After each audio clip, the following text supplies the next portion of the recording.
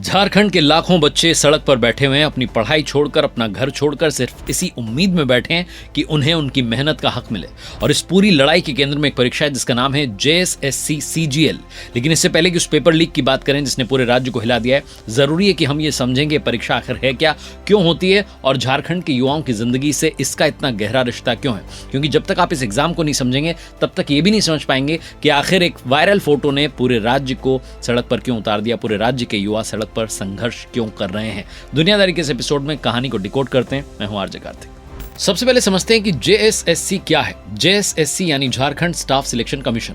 झारखंड सरकार की वो संस्था जो राज्य में ग्रुप बी और ग्रुप सी स्तर की सरकारी नौकरियों के लिए भर्ती परीक्षाएं कराती है। इसे आप केंद्र सरकार की SSC की तरह समझ सकते हैं। फर्क सिर्फ इतना है कि SSC पूरे देश के लिए भर्ती करता है, जबकि JSSC सिर्फ झारखंड राज्य की भर्तियों के लिए जिम्मेदार है। अक्सर लोग JPSC और JSSC को लेकर कंफ्यूज हो जाते हैं, इसलिए इसे भी साफ कर लेते हैं। JPSC बड़े प्रशासनिक अधिकारियों जैसे डिप्टी कलेक्टर और BDO जैसे पद के लिए परीक्षा आयोजित करता है, जबकि JSSC ग्रेजुएट और नॉन ग्रेजुएट लेवल की कई दूसरी सरकारी नौकरियों के लिए भर्ती करता है। इसी JSSC की सबसे बड़ी और सबसे चर्चित परीक्षा है CGL यानी कंबाइंड ग्रेजुएट लेवल एग्जामिनेशन।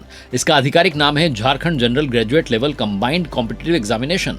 इसे कंबाइंड इसलिए कहा जाता है क्योंकि एक ही परीक्षा के जरिए राज्य की कई अलग अलग डिपार्टमेंट्स में भर्ती होती है, जैसे assistant branch officer, junior secretariat assistant, block supply officer, planning assistant और हाल ही में एक पद जोड़ा गया है असिस्टेंट सेक्शन ऑफिसर का। यानी एक परीक्षा पास करने पर मेरिट के आधार पर अलग अलग विभागों में अपॉइंटमेंट मिल सकती है। अब बात करते हैं कि इस परीक्षा में बैठने का अधिकार किसे है। कोई भी भारतीय नागरिक जिसने किसी भी विषय से ग्रेजुएशन किया हो आवेदन कर सकता है।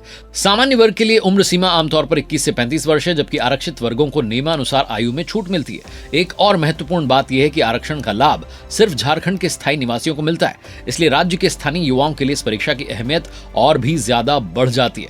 अब समझते हैं परीक्षा के पैटर्न को। इस भर्ती में अलग से प्रीलिम्स नहीं होता, बल्कि सीधे मेन एग्जामिनेशन के आधार पर चयन होता है। अब समझते हैं कि इस परीक्षा का पैमाना कितना बड़ा है। तो 2023-24 वाले चक्र में, जिसकी परीक्षा आखिर सितंबर 2024 में हुई, सिर्फ 2017 पदों के लिए 6 लाख कैंडिडेट्स ने आवेदन किया था। यानी कि हर एक सीट के लिए 300 उम्मीदवार मुकाबले में थे। ये परीक्षा पूरे झारखंड के 823 परीक्षा केंद्रों पर आयोजित की गई थी।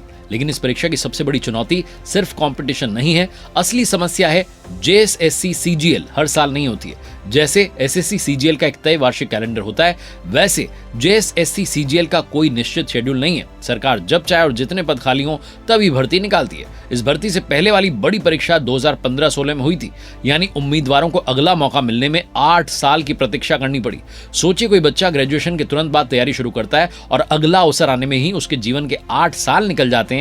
यही कारण है कि जब भी JSSC CGL की परीक्षा होती है, भर्ती आती है, लाखों कैंडिडेट्स इसमें शामिल होते हैं, क्योंकि उनके लिए ये सिर्फ एक परीक्षा नहीं है, सालों की मेहनत, उम्मीद और भविष्य का फैसला है। अब आते हैं उस विवाद पर जिसकी वजह से झारखंड में संघर्ष चल रहा है। 28 जनवरी 2024 को JSSC CGL एग्जाम शुरू हुई, लेकिन उसी दिन तीसरी पारी का जनरल नॉलेज का पेपर परीक्षा शुरू होने से पहले ही व्हाट्सएप पर वायरल हो गया। पेपर लीक की पुष्टि होते ही आयोग ने तीसरी पाली की जो परीक्षा थी तुरंत रद्द की। इसके बाद स्टूडेंट्स सड़कों पर उतर आए, रांची की स्टेट लाइब्रेरी के बाहर लगातार धरना हुआ, एग्जाम पोस्टपोन कर दी गई और लगभग 8 महीने बाद 21 और 22 सितंबर 2024 को दोबारा हुई। लेकिन विवाद यहीं खत्म नहीं हुआ। दोबारा हुई परीक्षा में आरोप लगे कि कई सवाल पहले किसी दूसरी परीक्षा में पूछे जा चुके थे, यानी रिपीटेड क्वेश्चंस का मामला सामने आया। सोशल मीडिया पर फिर से परीक्षा रद्द करने की मांग तेज हुई। मामला हाईकोर्ट पहुंचा। 1000 से ज्यादा कैंडिडेट्स ने परीक्षा रद्द करने की याचिका दायर की और इसके बाद एक स्पेशल इन्वेस्टिगेशन टीम यानी SIT बनाई गई। सबसे हैरान करने वाली बात यह है कि सितंबर 2024 में हुई परीक्षा का अंतिम परिणाम 8 दिसंबर 2025 को आया, यानी एग्जाम होने के लगभग 1.25 साल बाद। यही कारण है कि आज जब झारखंड में भर्ती परीक्षाओं को लेकर आंदोलन दिख रहा है, तो ये अचानक से पैदा हुआ गुस्सा नहीं है, ये उस टूटे हुए भरोसे का रिजल्ट है जिसे राज्य के लाखों युवाओं ने वर्षों से महसूस किया है।